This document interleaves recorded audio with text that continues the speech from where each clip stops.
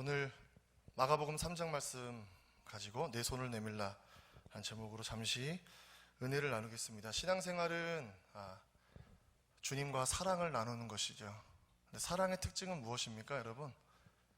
사랑의 특징 중 여러 가지가 있겠죠. 여러 가지가 있겠지만 그 중에 하나는 뭐냐면 날마다 새롭다는 거예요. 날마다 새로워요. 아침에 침대에서 딱 일어날 때 아내를 볼 때 사랑할 때는 어때요? 날마다 새로워요. 이게 뭐 화장했다 지워서 새로운 게 아니고 볼 때마다 새로운 거예요. 볼 때마다 사랑스럽고 볼 때마다 이뻐요. 근데 이게 시간이 지나면은 이 사랑이 좀 식어진다고 하잖아요. 그럼 식어지면 어떻게 되나요? 어딜 가려고 외출하려고 막 준비를 하고 있으면 야 호박이 그린다고 수박 되냐? 이러면서 빨리 나와 막 이렇게 식어지는 거 아니겠습니까? 사랑이 왜 이 날마다 새롭다라는 것을 제가 느끼냐면요, 아이들을 보면서 느낍니다. 아이들이 이렇게 항상 말을 잘 들으면 얼마나 좋겠어요. 근데 아이들이 말을 안 들을 때가 있습니다. 그래서 저도 이제 교회 사역을 하고 또 수요일 같은 경우는 들어가면 이제 9시가 넘잖아요. 그럼 아이들이 그때까지도 자지 않고 계속해서 이제 놀고 뛰고 말 안 듣고 막 이럴 때가 있어요. 그러면은 당근을 항상 주지만 채찍도 필요할 때가 있습니다. 그래가지고 야단을 좀 이렇게 좀 톤을 좀 높여가지고 재울 때가 있어요. 그러면 아이들이 서러워서 막 울죠. 막 이러면서 울어요. 울면서 자기들끼리 부둥켜 안고 자는데 그러나 다음날 새벽에 제가 새벽기도 갔다 와서 아침에 이제 집에 들어가면 아이들은 어저께 밤에 있었던 야단을 기억하지 못하는 거예요. 아빠 하면서 다시 와서 안기는 거예요. 아, 이게 뭘까? 이게 사랑이구나. 예수님이 어린아이의 믿음을 항상 칭찬하셨는데 어린아이의 믿음은 그런 거 아니겠습니까? 오늘 고난이 있었어요. 오늘 어려운 일을 만났어요. 그래서 하나님의 사랑이 의심되기도 했어요. 근데 내일 아침에 이 자리에 나와서 기도할 때 주님이 다시 사랑스러워지는 거예요. 그 마음이, 이 사랑이 늘 새롭다는 거. 사랑하는 여러분, 아침에 깰 때에 주의 형상으로 만족하는 여러분 되시기를 축복합니다. 주님과의 사랑이 늘 새로워지는 여러분 되시기를 바랍니다. 예수님께서는 이 마가복음의 말씀을 통해서 오늘 저는 이 말씀을 좀 나누고 싶습니다. 주님이 우리를 얼마나 사랑하시는지. 오늘 본문은 이제 지난주에는 예수님께서 이제 제자들이 안식일에 미리삭을 잘라 먹는 본문을 통해서 안식일의 의미와 중요성과 회복에 대해서 말씀하셨는데 오늘 본문은 어떻게 시작이 되냐면 안식일이 됐는데 또 다시 예수님이 이제 안식일에 회당에 들어가신 이야기로 시작이 되고 있습니다. 회당에 예수님이 들어가셨는데 거기에 누가 있었냐면 손 마른 사람이 있었다 이렇게 말씀하고 있어요. 근데 이 손 마른 사람은 성경에는 나와 있지 않지만 이제 외경에 보면 이 사람은 직업은 석공이었다로 전해지고 있습니다. 석공이 뭐 하는 사람이죠? 돌을 조각하거나 만드는 사람이잖아요. 그런데 이 사람이 손이 마르게 된 거예요. 손이 오그라들게 된 겁니다. 또 어떤 주석가는 중풍이 걸렸다라고도 얘기하는데, 그러니까 손을 쓸 수 없게 된 상황이 된 거예요. 그러니까 더 이상 생계를 이어갈 수가 없고 가정을 책임질 수가 없고 또 자기가 가장 좋아하고 잘하고 있었던 일을 할 수 없는 상황이 된 것이었어요. 근데 그때 이 사람이 안식일에 성전을 찾았던 것이죠. 그때 예수님께서 이 성전에 들어가셨는데 예수님은 이 손 마른 사람을 주목해서 보셨어요. 그런데 이 사람뿐만 아니라 예수님을 주목하는 사람이 있었는데 누구였냐면 오늘 본문의 유대인들이었습니다. 오늘 본문 2절에 보면 유대인들이 어떻게 하려고? 예수님을 고발하려고 예수님을 지켜보고 있었어요. 예수님께서 그들의 마음을 아셨죠. 그래서 어떻게 하냐면 손 마른 사람을 부르세요. 너 일로 나와서 여기 서봐라. 일로 나와서 서십시오. 그래요. 그 다음에 이렇게 질문합니다. 4절 말씀, 중요한 말씀인데 우리 같이 한번 읽어보실까요? 오늘 본문의 4절 말씀 시작. 그들에게 이르시되 안식일에 선을 행하는 것과 악을 행하는 것, 생명을 구하는 것과 죽이는 것 어느 것이 옳으냐 하시니 그들이 잠잠하거늘. 예수님이 이렇게 질문하세요. 안식일에 선을 행하는 것과 악을 행하는 것, 생명을 살리는 것과 죽이는 것, 뭐가 더 중요하냐? 안식일의 진짜 의미가 무엇이냐? 유대인들에게 물으셨어요. 그때 유대인들은 대답을 하지 않아요. 왜 그럴까요? 의미는 알아요. 자기들도 선을 행해야 되고 생명을 살려야 되는 걸 알아야 되는데 지금 안식일 법에 의하면 이 행위를 하는 건 잘못됐다 이런 전통이 있었기 때문이에요. 오늘 본문의 병행 구절인 마태복음 12장에 보면 예수님께서 이렇게 말씀하세요. 너희 중에 어느 사람이 양 한 마리가 있어 안식일에 구덩이에 빠졌으면 붙잡아내지 않겠느냐. 예수님이 이렇게 물으셨어요. 무슨 얘기냐면요, 안식일에는 생산적인 일이나 어떤 그런 일들을 하면 안 되는 것이었는데, 만약에 양이 구덩이에 빠지면 그 양을 건져내는 것은 허용이 됐다라는 거예요. 근데 양이 빠져서 건져내는 것은 괜찮은데 손 마른 사람, 아픈 사람을 치유하는 것은 왜 안식일 전통에 어긋나냐? 왜 안식일을 어기는 것이 되느냐? 라고 예수님이 되물으시는 거예요.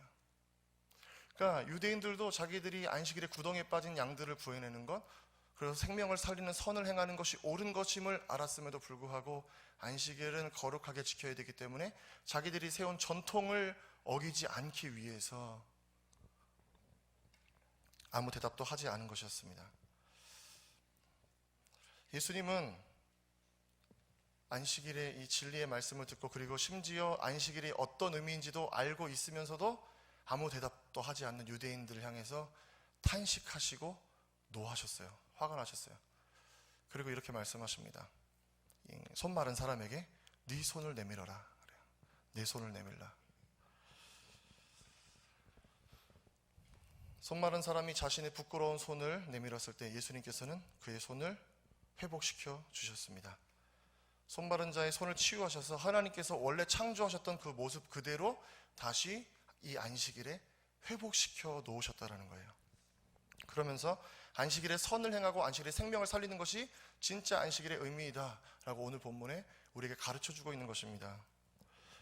그런데 저는 이 안식일의 의미보다 오늘 한 가지 더 주목하기 원하는 것이 있는데, 그것이 무엇이냐면 예수님은 왜 안식일에 이 회당에 들어가셨냐라는 거예요. 예수님은 왜 안식일에 이 회당에 들어가셨느냐? 왜냐하면 그곳에는 손 마른 이 한 사람이 있었기 때문입니다. 예수님이 안식일에 회당에 들어가신 이유는 다른 게 아니에요. 그 회당에 손 마른 그 한 사람이 있었기 때문에, 예수님은 그 사람을 만나기 원하셨기 때문에 그 회당에 들어가셨다는 것입니다. 손으로 일해야 먹고 살 수 있었지만 더 이상 일할 수 없어서 좌절과 절망에 빠져있는 그 한 사람, 자기의 생계를 어떻게 이어갈까 고민하는 그 한 사람, 그러나 그럼에도 불구하고 안식일이 되어 말씀을 듣기 위해 회당에 나왔던 그 한 사람, 예수님은 그 한 사람을 기다리셨다라는 거예요.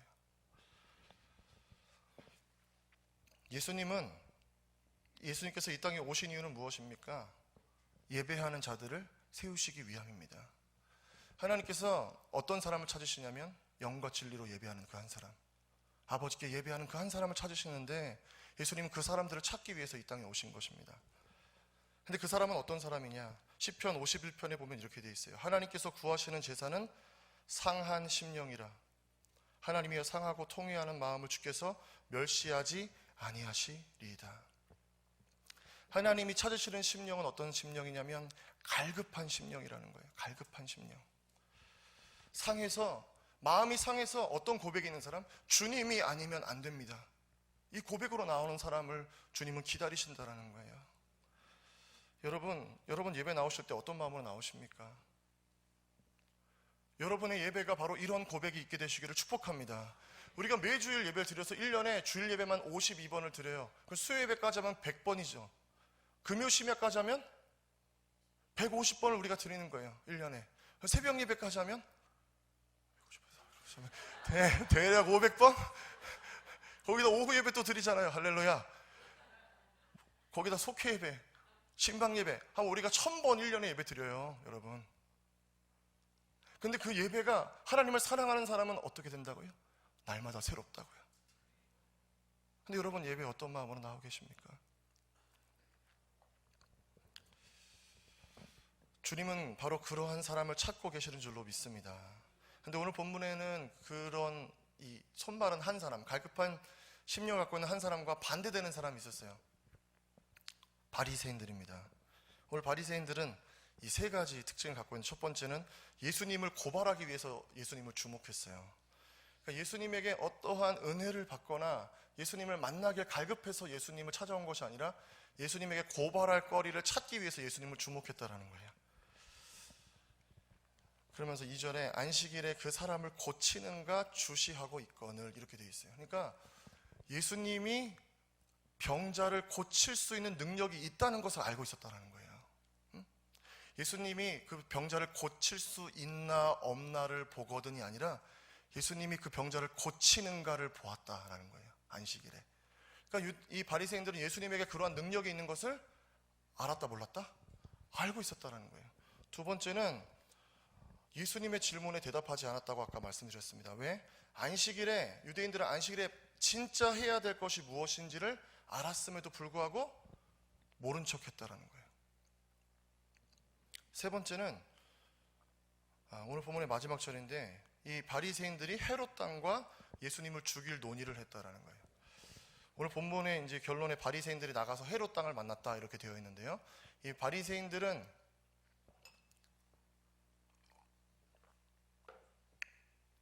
유대 민족주의자들이었습니다. 반면에 헤롯 왕은 어떤 사람들이었냐면 당시 유대의 왕이었던 헤롯을 지지하던 사람들이었어요.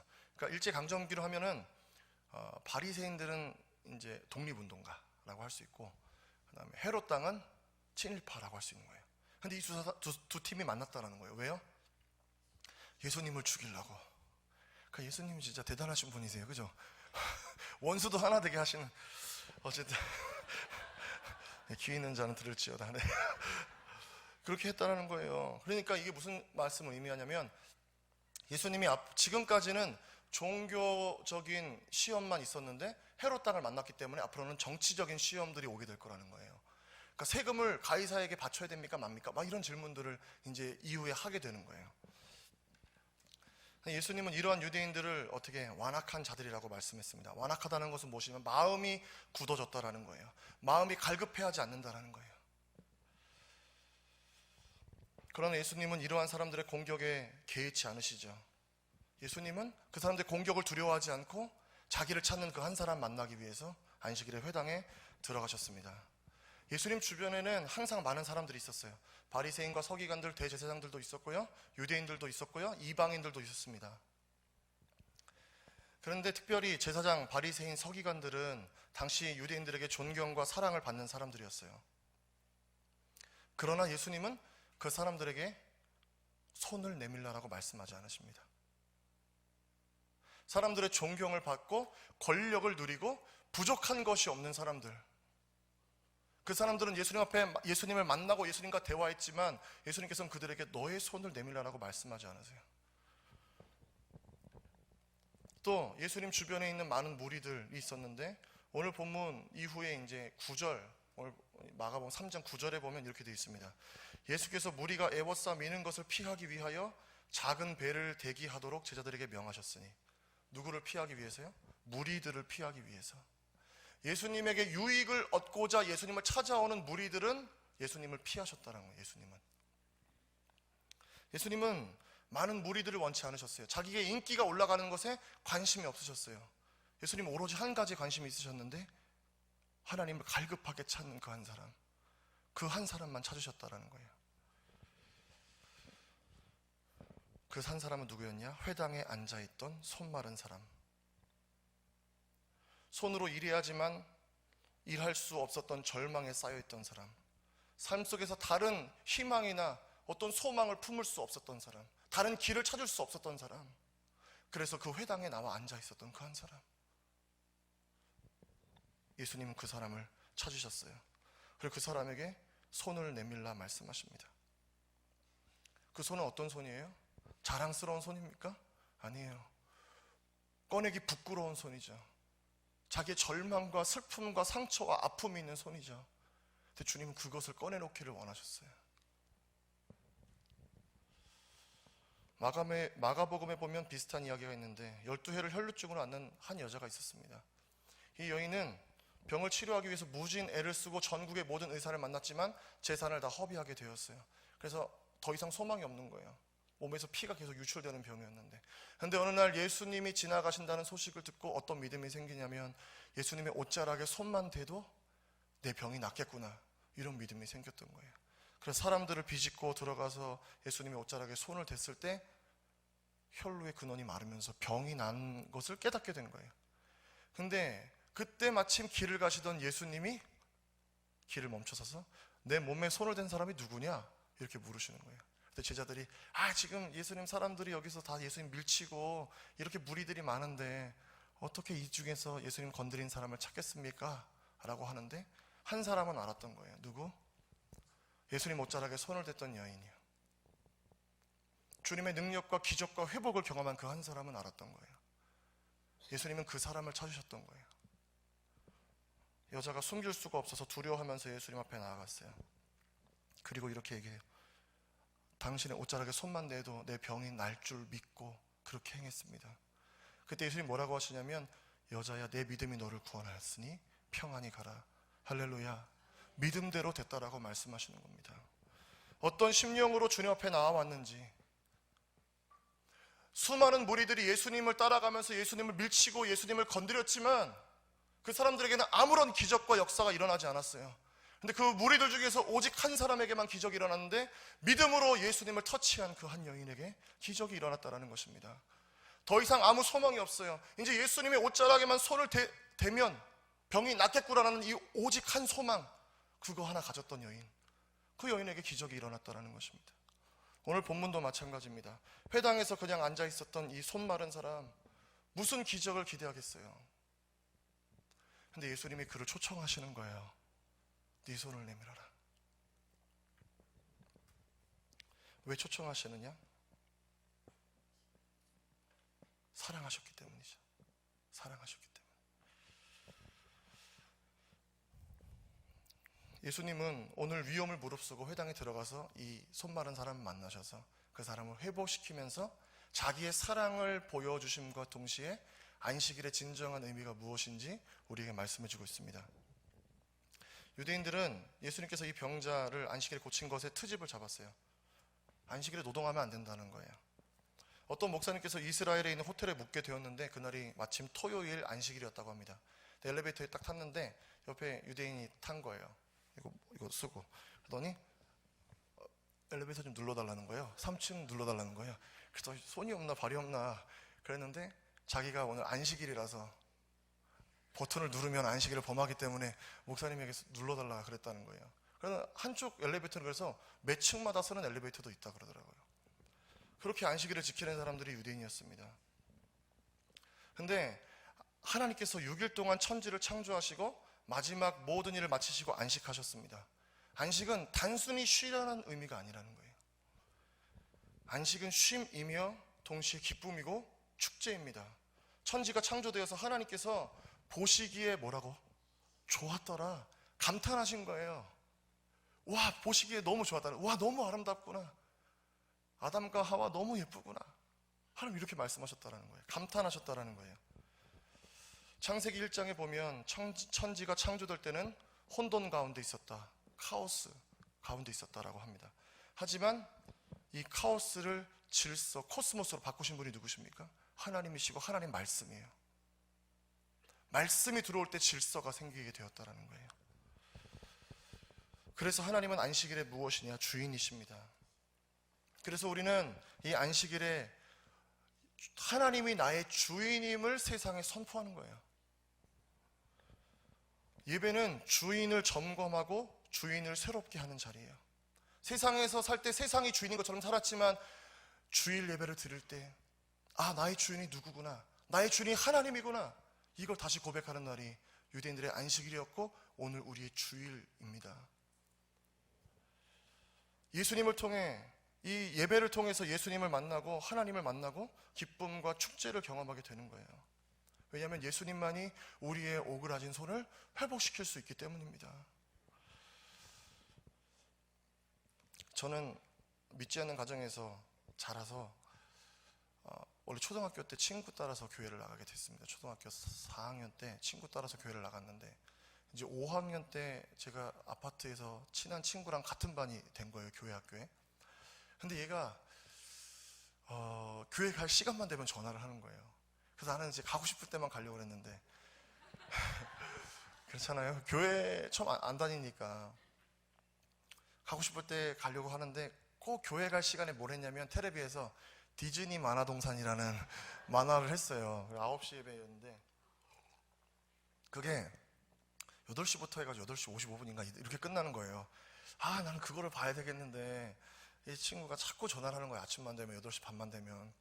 그래서 처음에는 오늘 할머니네 가야 된다, 이모네 가야 된다, 고모네 가야 된다. 그냥 다 갔어요. 그래서 친정 다 가.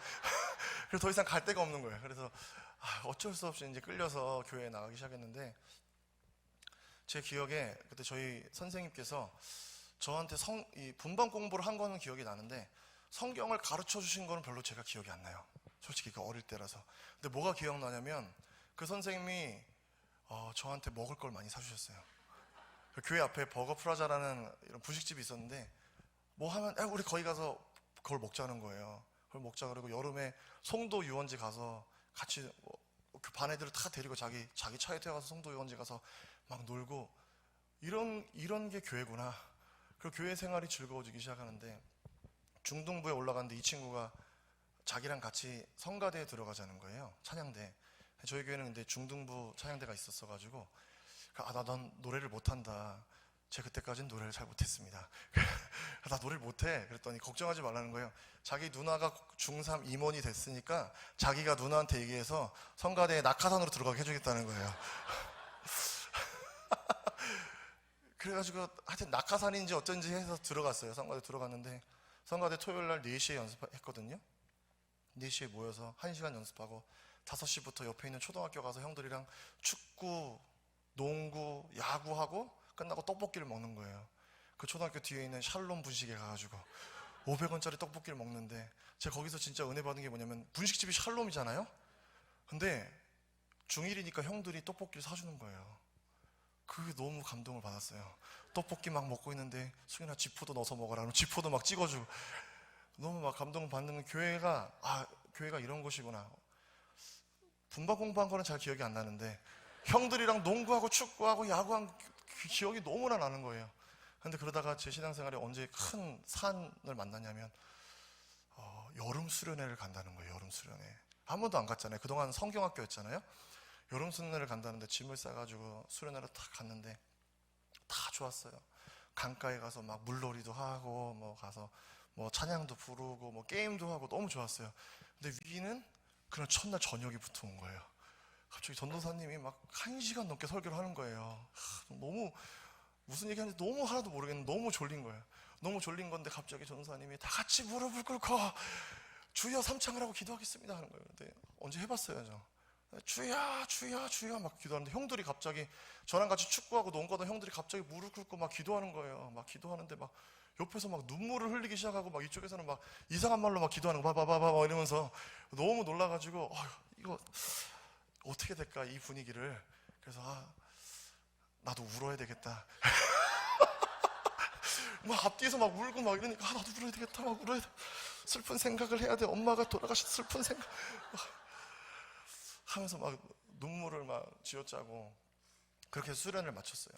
그래서 1학년 때는 아무런 변화가 없었는데 2학년 때가 돼서 수련회를 딱 갔는데, 이때는 제가 선배잖아요. 후배들도 있잖아요. 좀 가오가 있기 때문에 기도도 열심히 하고 앞에 찬양도 열심히 막 했어요. 잘 모르는데 설교도 막 1시간씩 듣는데 막 졸면서 깨면서 막 들었는데 무슨 얘기인지는 하나도 기억 안 나는데 하여튼 오늘 기도의 시간에는 울어야 된다 이 생각만 하면서 그냥 거기 앉아 있었던 거예요. 그랬는데 그 수련의 날도 한 1시간 정도 무릎 꿇고 기도를 했던 것 같아요. 근데 옆에 보니까 막 다 울면서 기도하고 나도 울어야 돼 막 이런 생각하면서 1시간을 보냈어요.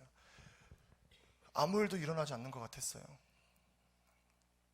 그랬는데 수련회가 끝나고 제 삶에 어떤 변화가 일어나기 시작하냐면 2가지인데, 말씀이 재밌어지기 시작하는 거예요.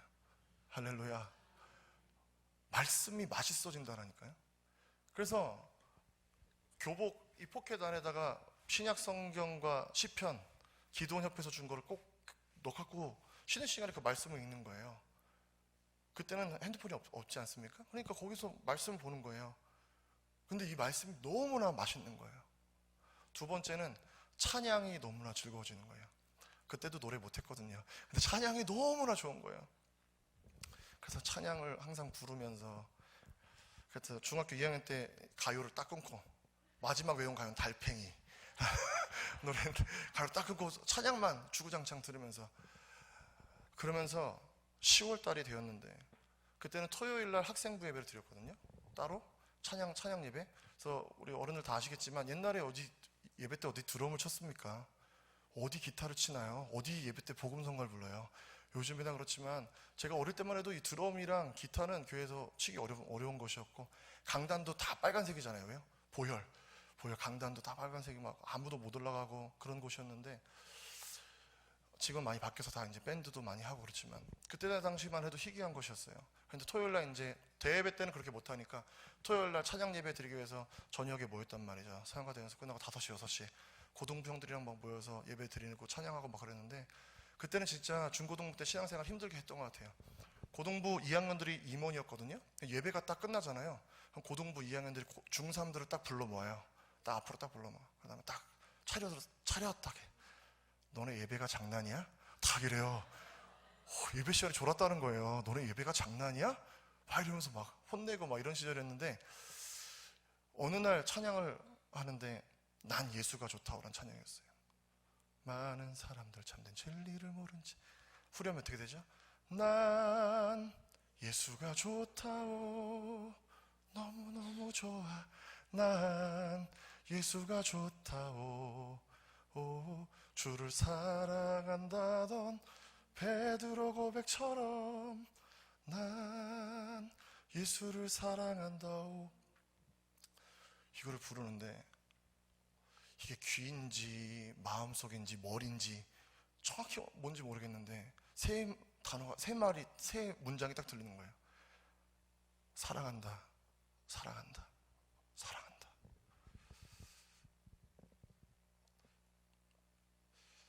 그 음성이 딱 들리는데 눈물을 주체할 수가 없겠더라고요. 막 눈물이 막 쏟아져 나오는 거예요. 눈물이 막 쏟아져 나오고 콧물도 나오고 막 그러는데, 앞에서는 중3 임원들이 고2 형 누나들한테 혼나고 있어요. 너네 예배가 장난이야? 막 이런 뒤에서 막 눈물이 막 눈이 빠지도록 막 어깨가 막 들썩거리면서 막 눈물이 나는 거예요. 그때는 알지 못했는데 그 다음에 예수님이 나를 인격적으로 만나주셨구나. 그것을 깨닫게 된 것이었어요. 근데 가만히 생각해보면 이게 도대체 무슨 은혜인가 싶습니다. 저를 위해서 기도해 준 사람이 뭐 교회 학교 선생님밖에 더 있었겠어요. 저희 부모님도 교회 안 다니니까. 그랬는데 나는 예배 시간에 가서 한 거라고는 그냥 예배에 앉아있다가 그냥 버거풀 하자, 오늘 가나, 햄버거 먹나, 돈가스 먹나, 요 생각하고 맨날 축구하고 농구하고 요 생각만 했었는데, 그 수련회 때 무슨 제가 기도를 제대로 드렸겠어요. 근데 그 자리에 그냥 앉아있었는데 주님이 먼저 찾아오신 거예요.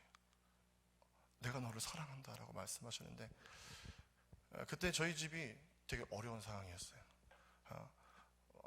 IMF가 지나고 저희 아버지가 소상공이셨는데 가게가 완전히 이제 문 닫고 아버지가 막 길에 아버지 그 사업하시는 게 길에 나앉게 되시고 막 이런 상황이었어요. 수입이 거의 없고 막 어머니 아버지 관계도 안 좋아지고, 또 제 동생이 남동생이 한 명 있거든요. 키 작은.